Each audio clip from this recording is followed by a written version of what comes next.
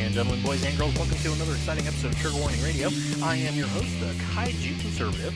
So we finally know who is sending all those bombs to, or fake bombs rather, to prominent Democrats across the country. Earlier today, 56-year-old Cesar Sayoc was arrested in Aventura, Florida, which is a suburb of Miami, and he was arrested on suspicion of being the so-called MAGA bomber. Apparently police found a fingerprint on one of the bombs and some DNA and used that to match this random guy, well, not so random, I'll tell you why in a minute, down in Aventura. Of course, this guy ends up being known to the authorities. He's been in trouble and arrested for making terroristic threats before. He's got a very, very long rap sheet, and lo and behold, he's also a Trump supporter, apparently.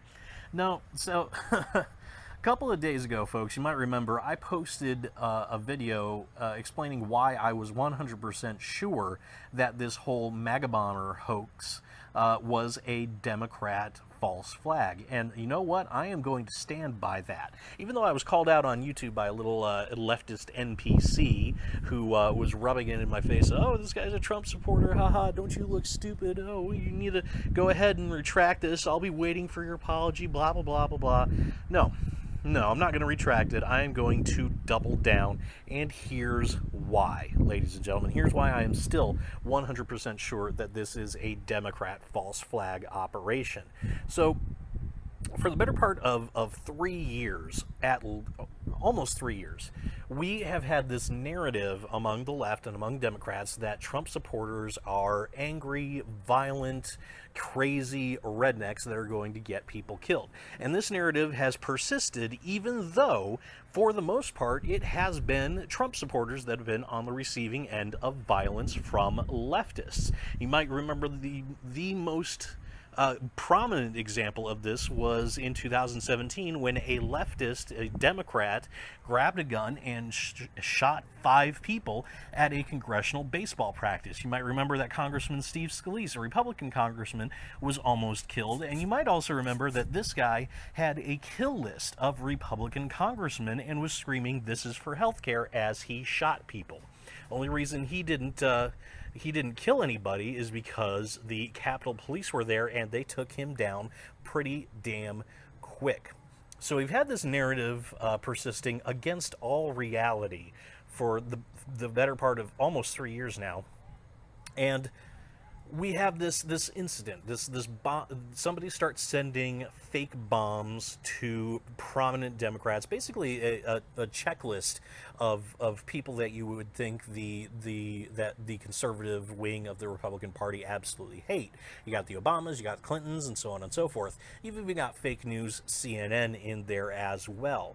And lo and behold, when they finally catch the guy, not only is he a Trump supporter, but he is apparently a mega Trump supporter. I mean, this guy was driving a van that I don't know how he got pulled over, but literally every window was covered completely in Trump stickers, brand new Trump stickers, I might add. There was no weathering, no fading. The van was pristine white, not vandalized at all. I'm not sure how he could drive that van across Miami. Miami, of all places, extreme Democrat stronghold, went for Clinton by, gosh, 16 points, I think, at least, back in 2016.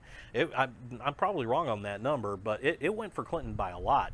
I can't understand how somebody could drive a van like that and not have it get vandalized at all. I mean, this van was pristine.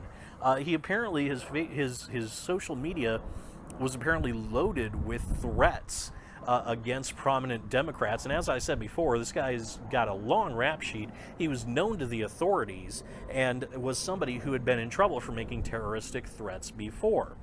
Now, isn't it interesting, ladies and gentlemen, that this guy is the stereotypical leftist idea of a Trump supporter? He's violent, he's angry, and he's a criminal. literally, it's hitting everything to a T almost. This is what Trump supporters are to leftists, and now we have one in real life that matches every single fantasy they have. And no, this does not pass the smell test, ladies and gentlemen. It does not pass any kind of smell test. Any reasonable person looking at this is going to have a lot of questions about it, ladies and gentlemen, and we need to start asking those questions. Leftists are going to try and shout you down. They're going to try and shame you. They are going to try and silence you, but do not stop questioning the narrative, because something does not smell right. Hey guys, thanks so much for listening. Let me know what you think about all this in the comments section below. Do you believe the narrative that's being bandied about right now, how Cesar Sayoc is the stereotypical Trump supporter? Do you think something doesn't smell right like I do? Let me know in the comments section below. I'm going to go through my exact objections to this and the exact questions that I have later on. I don't know if I'm going to do it in a video or if I'm going to do it in a blog post. I might have to do it in a blog post, but I might do both. Stay tuned. As always, if you liked what you heard, leave a like and subscribe to my channel.